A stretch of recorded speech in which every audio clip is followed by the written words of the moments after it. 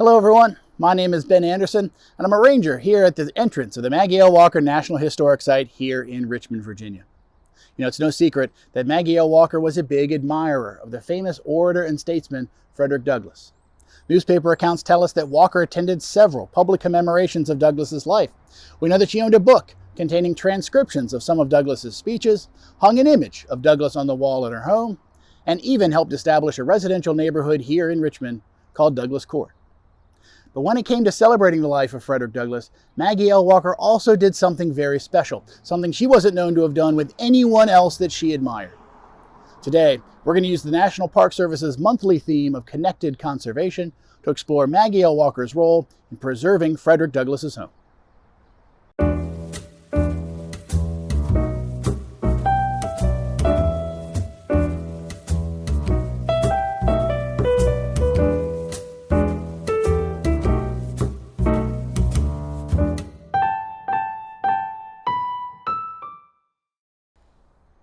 Frederick Douglass was born into slavery around the year 1817, but escaped bondage and went on to an extraordinary life as an author, orator, activist, and even U.S. diplomat.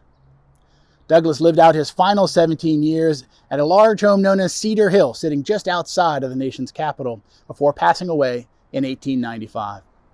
After Douglass's death, his widow Helen took over the property and soon established the Frederick Douglass Memorial and Historical Association to help her maintain it.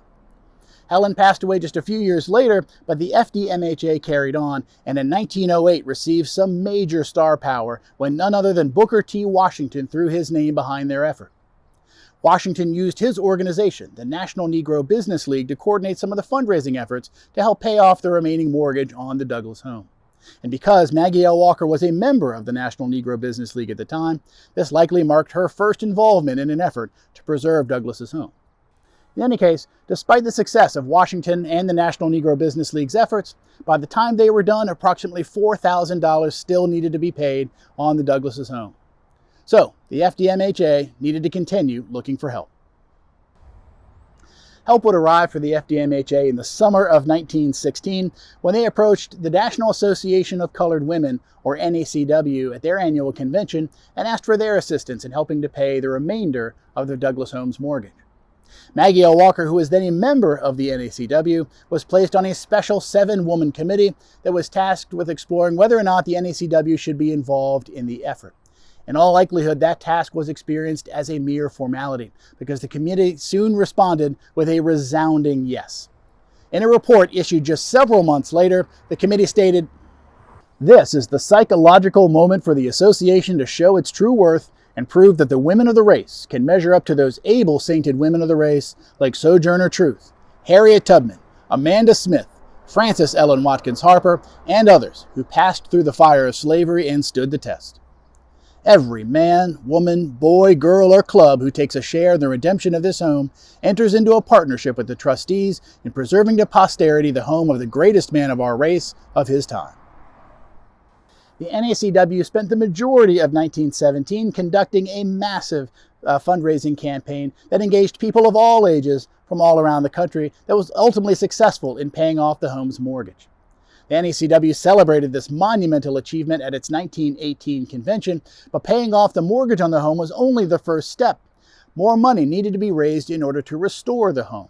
So the NACW's fundraising efforts continued, culminating in both the 1921 restoration of the home and a major public dedication of the home in 1922, which Maggie L. Walker helped to plan. Reporting on the dedication, which included numerous speeches, songs, tablet unveilings, and even a flag raising by Douglass's great-grandson, the Washington Evening Star newspaper stated that Cedar Hill will be to the colored people what Mount Vernon is to the nation at large. Following the dedication, Walker's role in maintaining Douglass's home evolved further. In 1925, she spoke at a benefit for the Douglass Memorial Fund here in Richmond. And in a nod to her success in money management, after all, Maggie L. Walker was a successful and famous bank president, Walker had become a Virginia trustee of the home in 1926 and was even tasked with managing some of the funds raised for the home from around the country. Maggie L. Walker passed away in 1934 as the joint effort between the NACW and FDMHA carried on.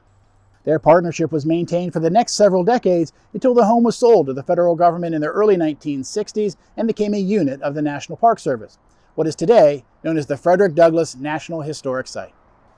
Visitors to the site can get a ranger-guided tour of the home, learn all about Douglass's life and accomplishments, all while being surrounded by many of Douglass's own belongings.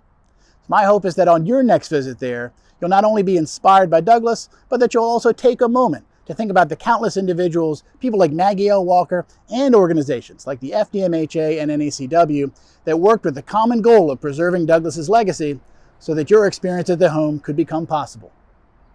Thanks for watching, and I also hope to see you here at the Maggie L. Walker National Historic Site real soon.